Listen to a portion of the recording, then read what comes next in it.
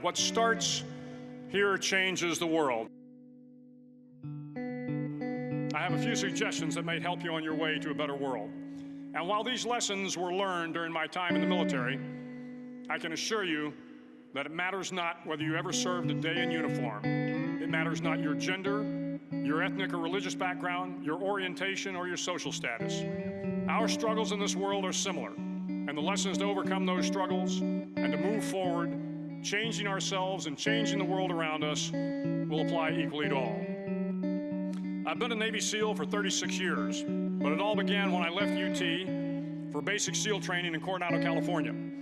Basic SEAL training is 6 months of long, torturous runs in the soft sand, midnight swims in the cold water off San Diego, obstacle courses, unending calisthenics, days without sleep, and always being cold, wet, and miserable. It is 6 months of being constantly harassed by professionally trained warriors who seek to find the weak of mind and body and eliminate them from ever becoming a Navy SEAL. But the training also seeks to find those students who can lead in an environment of constant stress, chaos, failure, and hardships. To me, basic SEAL training was a lifetime of challenges crammed into 6 months. So here are the 10 lessons I learned from basic SEAL training that hopefully will be of value to you as you move forward in life. Every morning in SEAL training, my instructors, who at the time were all Vietnam veterans, would show up in my barracks room, and the first thing they'd do was inspect my bed. If you did it right, the corners would be square, the covers would be pulled tight, the pillow centered just under the headboard, and the extra blanket folded neatly at the foot of the rack. It was a simple task, mundane at best, but every morning we were required to make our bed to perfection. It seemed a little ridiculous at the time, particularly in light of the fact that we were aspiring to be real warriors, tough, battle-hardened SEALs. But the wisdom of this simple act has been proven to me many times over.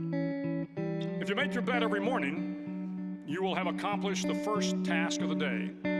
It will give you a small sense of pride, and it will encourage you to do another task, and another, and another. And by the end of the day, that one task completed will have turned into many tasks completed. Making your bed will also reinforce the fact that the little things in life matter. If you can't do the little things right, you'll never be able to do the big things right. And if by chance you have a miserable day, you will come home to a bed that is made, that you made. And a made bed gives you encouragement that tomorrow will be better.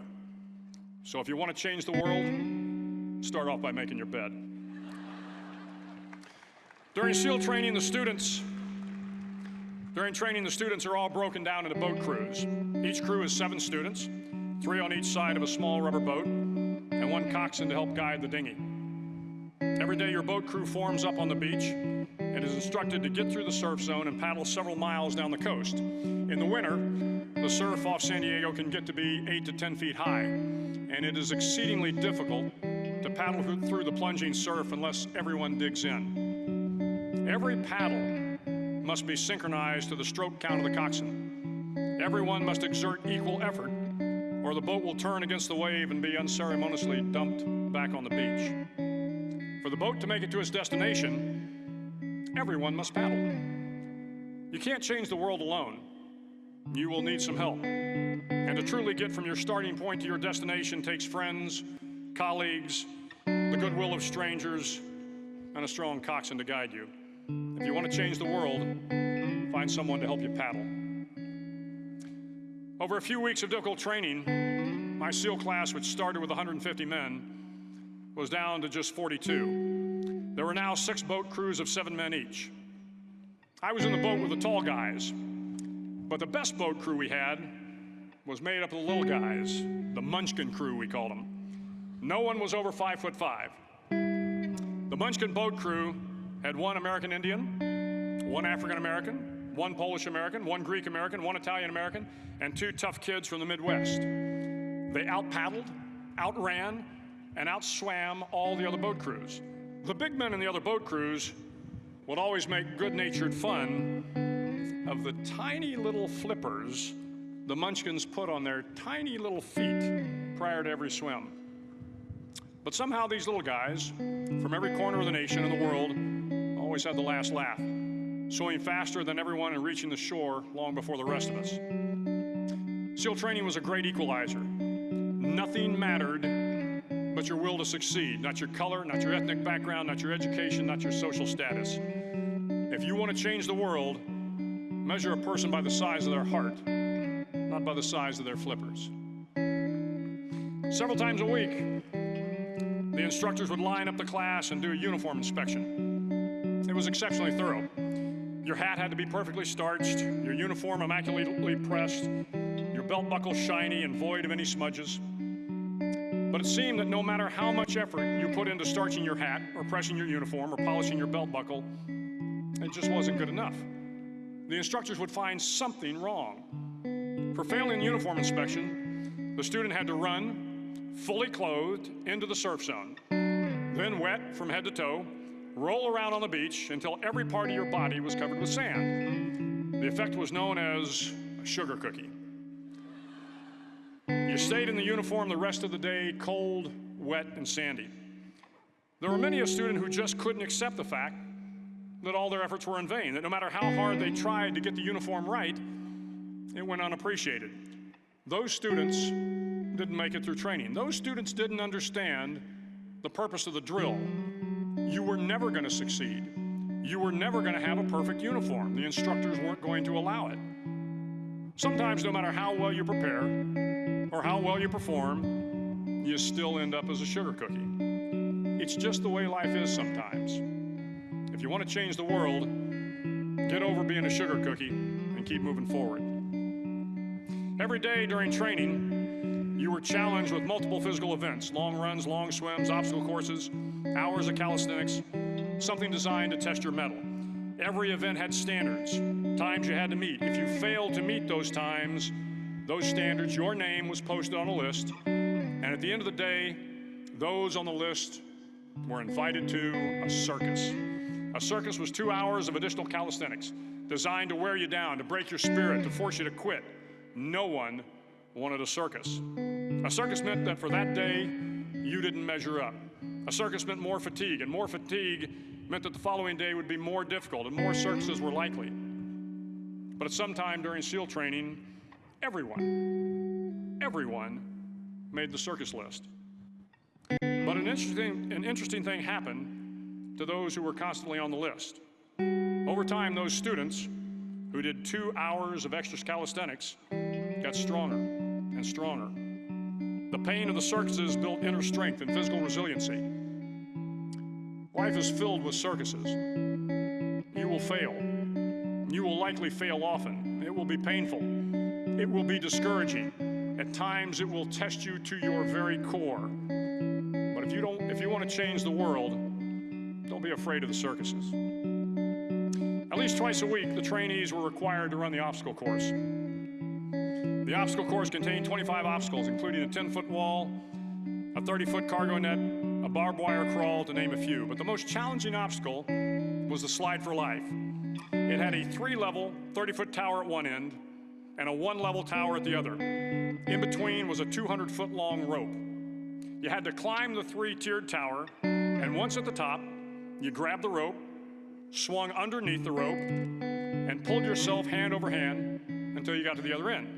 The record for the obstacle course had stood for years when my class began in 1977. The record seemed unbeatable until one day a student decided to go down the slide for life head first. Instead of swinging his body underneath the rope and inching his way down, he bravely mounted the top of the rope and thrust himself forward. It was a dangerous move, seemingly foolish and fraught with risk. Failure could mean injury and being dropped from the course. Without hesitation, the student slid down the rope perilously fast. Instead of several minutes, it only took him half that time. And by the end of the course, he had broken the record. If you want to change the world, sometimes you have to slide down the obstacles head first. During the land warfare phase of training, the students are flown out to San Clemente Island, which lies off the coast of San Diego. The waters off San Clemente are a breeding ground for the great white sharks. To pass SEAL training, there are a series of long swims that must be completed. One is the night swim. Before the swim, the instructors joyfully brief the students on all the species of sharks that inhabit the waters off San Clemente. They assure you, however, that no student has ever been eaten by a shark, at least not that they can remember. But you are also taught that if a shark begins to circle your position, stand your ground. Do not swim away. Do not act afraid. And if the shark, hungry for a midnight snack, darts towards you, then summons up all your strength and punch him in the snout, and he will turn and swim away. There are a lot of sharks in the world. If you hope to complete the swim, you will have to deal with them. So if you want to change the world, don't back down from the sharks. As Navy SEALs, one of our jobs is to conduct underwater attacks against enemy shipping. We practice this technique extensively during training. The ship attack mission is where a pair of SEAL divers is dropped off outside an enemy harbor and then swims well over 2 miles underwater, using nothing but a depth gauge and a compass to get to the target. During the entire swim, even well below the surface, there is some light that comes through. It is comforting to know that there is open water above you. But as you approach the ship, which is tied to a pier, the light begins to fade. The steel structure of the ship blocks the moonlight. It blocks the surrounding street lamps. It blocks all ambient light. To be successful in your mission, you have to swim under the ship and find the keel, the center line, and the deepest part of the ship. This is your objective. But the keel is also the darkest part of the ship, where you cannot see your hand in front of your face, where the noise from the ship's machinery is deafening, and where it gets to be easily disoriented, and you can fail. Every SEAL knows that under the keel, at that darkest moment of the mission, is a time when you need to be calm, when you must be calm, when you must be composed, when all your tactical skills, your physical power, and your inner strength must be brought to bear. If you want to change the world, you must be your very best in the darkest moments. The 9th week of training is referred to as Hell Week. It is 6 days of no sleep, constant physical and mental harassment, and one special day at the Mud Flats. The Mud Flats are an area between San Diego and Tijuana where the water runs off and creates the Tijuana Sloughs, a swampy patch of terrain where the mud will engulf you. It is on Wednesday of Hell Week that you paddle down to the Mud Flats and spend the next 15 hours trying to survive this freezing cold, the howling wind, and the incessant pressure to quit from the instructors. As the sun began to set that Wednesday evening, my training class, having committed some egregious infraction of the rules, was ordered into the mud. The mud consumed each man till there was nothing visible but our heads. The instructors told us we could leave the mud if only 5 men would quit. Only 5 men, just 5 men, and we could get out of the oppressive cold. Looking around the mud flat, it was apparent that some students were about to give up. It was still over 8 hours till the sun came up. 8 more hours of bone-chilling cold. The chattering teeth and the shivering moans of the trainees were so loud, it was hard to hear anything. And then one voice began to echo through the night. One voice raised in song. The song was terribly out of tune, but sung with great enthusiasm. One voice became 2, and 2 became 3, and before long, everyone in the class was singing. The instructors threatened us with more time in the mud if we kept up the singing, but the singing persisted, and somehow the mud seemed a little warmer, and the wind a little tamer, and the dawn not so far away. If I have learned anything in my time traveling the world, it is the power of hope, the power of one person, a Washington, a Lincoln, King, Mandela, and even a young girl from Pakistan, Malala. One person can change the world by giving people hope.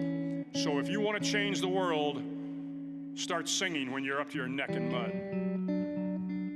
Finally, in SEAL training, there's a bell. A brass bell that hangs in the center of the compound for all the students to see. All you have to do to quit is ring the bell. Ring the bell, and you no longer have to wake up at 5 o'clock. Ring the bell, and you no longer have to be in the freezing cold swims. Ring the bell, and you no longer have to do the runs, the obstacle course, the PT, and you no longer have to endure the hardships of training. All you have to do is ring the bell to get out. If you want to change the world, don't ever, ever ring the bell. To the class of 2014, you are moments away from graduating, moments away from beginning your journey through life, moments away from starting to change the world for the better. It will not be easy, but you are the class of 2014, the class that can affect the lives of 800 million people in the next century. Start each day with a task completed. Find someone to help you through life. Respect everyone. Know that life is not fair and that you will fail often. But if you take some risks, step up when the times are the toughest, face down the bullies, lift up the downtrodden, and never, ever give up. If you do these things, the next generation and the generations that follow will live in a world far better than the one we have today. And what started here will indeed have changed the world for the better. Thank you very much. Hook 'em horns.